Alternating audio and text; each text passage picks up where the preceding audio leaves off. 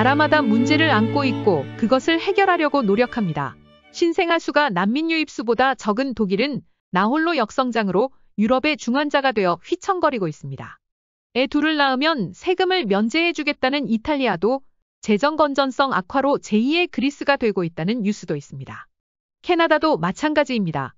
대표적인 것이 집값 거품입니다.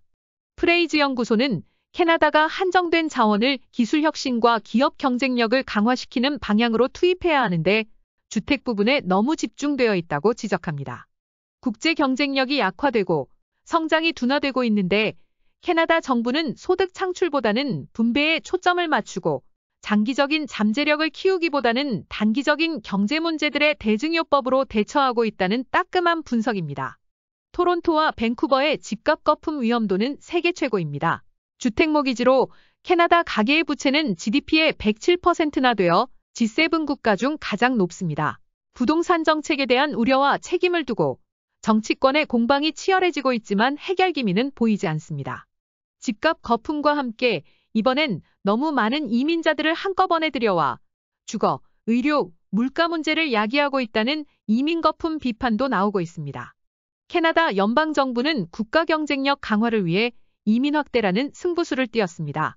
베이비붐 세대 노령화로 인한 경제 격차를 메우기 위해 2025년까지 연간 50만 명의 이민자를 받아들이겠다는 공격적인 계획을 지난해 11월 발표했습니다. 이에 따라 3년 동안 약 150만 명의 신규 이민자가 새로 유입될 예정입니다. 캐나다는 어떤 지표로 보아도 지구상에서 가장 친이민적인 국가입니다. 지난해만 해도 앵거스 리드 연구소가 캐나다인들에게 이민자들이 들어와 그들의 직장을 뺏는다고 생각하는지 물었을 때 71%가 아니오라고 응답했습니다. 지난해 9월 야당인 보수당 대표로 선출된 피에르 폴리에브도 한 이민자 모임에서 이민을 옹호하는 발언을 했습니다. 부인이 베네수엘라 출신 이민자인 폴리에브는 당신의 이름이 폴리에브든 파텔이든 마틴 아니면 모하메드이든 이 나라에서는 당신의 꿈을 실현할 수 있다고 말했습니다. 그런데 올 들어 이민에 대한 캐나다인들의 지지가 흔들리고 있습니다. 분위기가 달라져 너무 많은 이민을 데려오는 데에 대해 걱정하는 목소리가 높아지고 있습니다. 캐나다인들이 이민에 대한 국가적 사랑을 버리지는 않고 있지만 의료 시스템, 주택 및 기타 인프라의 부족 속에서 빠른 이민 수용 속도에 대해 긴장하고 있다는 징후들이 나오고 있습니다. 지난달인 9월 여론조사기관인 나노스 보고서에 따르면 조사 대상 캐나다인의 53%는 캐나다의 2023년 신규 영주권자 목표인 46만 5천 명이 너무 많다고 답했습니다.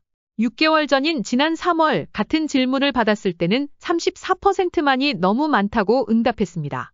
지난해 11월 캐나다 연구협회가 실시한 여론조사에서도 응답자의 절반이 캐나다가 너무 많은 이민자를 데려오고 있다고 답했습니다. 전체 응답자의 75%는 이민 급증이 국가에 가까운 미래에 어떤 결과를 초래할지 우려를 표명했습니다. 캐나다인들의 이민에 대한 최근의 회의적인 시각은 눈덩이처럼 밀려오는 이민 인구가 캐나다의 가장 결정적인 두 가지 취약점을 더 악화시킬 것이라는 두려움에서 비롯됩니다. 그것은 주택과 의료시설의 부족입니다. 주택 공급을 늘리거나 의료 서비스 제공을 개선하기 위한 구체적인 계획은 보이지 않는데 매년 추가로 50만 명의 이민자들을 시스템에 투입하는 것은 무모할 수 있다는 것입니다. 당장 새 이민자들이 몰려들어오면서 가뜩이나 높은 렌트비를 더 올려놓고 있습니다. 올 들어 밴쿠버 렌트비 상승은 무섭습니다. 지난 5월 원베드 렌트비가 $2,600, 투베드는 $3,800로 조사되었습니다. 지난해 같은 기간에 비해 20% 오른 것입니다. 새 이민자뿐만 아니라 유학생, 임시 취업비자, 난민도 급증하면서 주택 수요는 걷잡을 수 없이 늘어나고 있습니다. 캐나다 의료 서비스는 무상에 가깝지만 느려 터지기로 악명 높습니다. 얼마 전엔 한 엄마가 응급실에서 대기하고 있다가 사망하는 사건까지 일어났습니다. 패밀리 닥터 찾기가 힘들어지는 전에 없던 현상도 나오고 있습니다. 지난해 내각 13명 전원이 참석한 회의에서도 의료가 캐나다의 가장 중요한 문제라는데 만장일치로 동의했습니다. 베터 하우징의 공동 창업자인 스티븐 퍼나시는 캐나다의 현 이민 정책을 눈속임이라고 부르며 강력한 반대 입장을 취해왔습니다.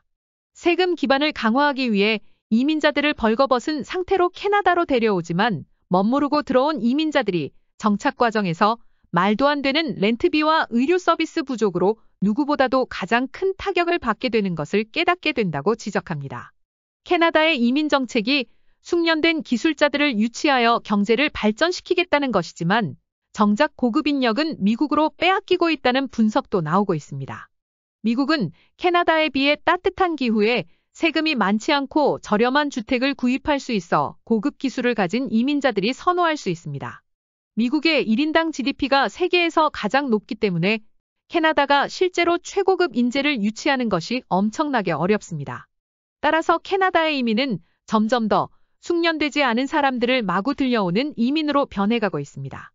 캐나다에 들어와서 당장 먹고 살아야 하는 신규 이민자들은 주로 허드렛 일에 종사하게 되어 임금 상승을 끌어내릴 수 있습니다. 어떻든 캐나다는 유입된 이민자가 증가할 때마다 점진적으로 전체 캐나다 GDP를 증가시키는 효과를 볼 수 있습니다. 그 상승분 상당 부분이 직장에서 90분 떨어진 지하 월세방을 $900에 룸쉐어하며 막노동을 하는 새 이민자들 덕분입니다. 스티븐 퍼나시는 정부는 이 상황을 개의치 않는 것 같은데 이런 정책은 매우 약탈적이라고 비판합니다. 준비도 여력도 없이 마구 받아들이는 캐나다 이민 확대 정책에 당장 부작용이 나타나고 있습니다. 최근 유학생 수 급증으로 렌트비가 오르고 찾기도 힘들어졌다는 주장이 확산되면서 정부가 학생 비자 발급을 규제하는 방안을 검토하고 있다는 것이 그 좋은 예입니다.